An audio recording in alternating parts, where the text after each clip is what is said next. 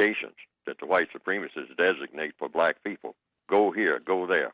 You people will be over here because I'm going to be over here. And when you people start moving over here, I'm going to be someplace else. Now, that's still true everywhere on the planet. I don't care where people go. People are still disputing about not only where they're going to be located as individuals, just being able to walk around in space, but as far as so-called properties and whatnot, who can own what. I mean, they're still having a hassle in Zimbabwe after the 1960s where everything was supposed to have been settled. People flying flags saying they got their independence. But they're still squabbling about land in Zimbabwe. Based on what?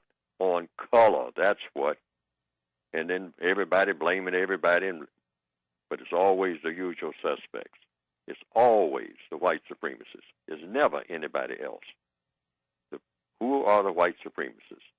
The white people, every last one of them, who believe in dominating and mistreating people. See, I want to emphasize that. Mistreatment. Racism is about mistreatment.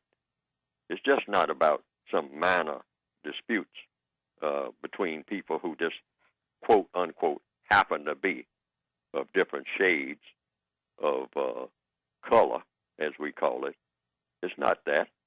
It's an entire system that dominates all 9 areas of activity 24/7 everywhere on the planet.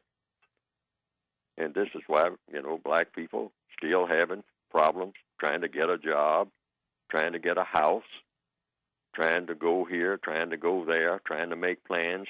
As soon as, there was a time when you had what you call historically black colleges, at least a black person could afford to go to a black college. Many black people could. They could put their little pennies together if they really concentrated on doing it. It's just about out of reach now. You can't go to any college. See, the white supremacists keep moving the markers. When you get to the place where you can go to Harvard, if you're a black person, you're qualified to go, you have the incentive to go, you want to go, then they have priced you out of that market. See, and that's what they do when we come to this. That's why I'm suspicious about all this stuff about China and India and all like that. See, the white supremacists keep moving the markers, the so-called economic markers. They don't do it right away. They do it in a way that you can't really detect that they're doing it until you have a collapse. You suddenly look at your stock market board, and it's going crazy. And the next thing you know, you're having a revolution right there among the people who were supposed to be prosperous. And they can push buttons. These are the buttons that they push. They just push buttons and just start making figures, just do all kind of crazy stuff. And people say, oh, I'm losing my money. I got to draw it out of the bank. Why? Because somebody's pushing a button 10,000 miles away. That's why. I think that's how it's done. I can't prove it because they are the most deceptive people that the world has ever seen. That is their stock in trade, being deceptive.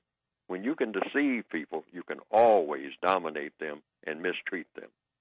Deception is the main thing you have to have in your arsenal. Even when you have all kinds of guns and bombs and whatnot, you can't control people like forever with that unless you deceive them. At some point, you have to sit at the table, like the Don Barzinas and whatnot, and the Corleones. You have to sit down at the table and talk. This is where the deception is done, and they always do that. That's what Cortez did with Montezuma. Look here, Monty, you got it all wrong. Let's sit down and talk. Let's stop this fighting. We don't have to squabble. Tell you what I'm going to do. That's when you're fixing to walk into the trap.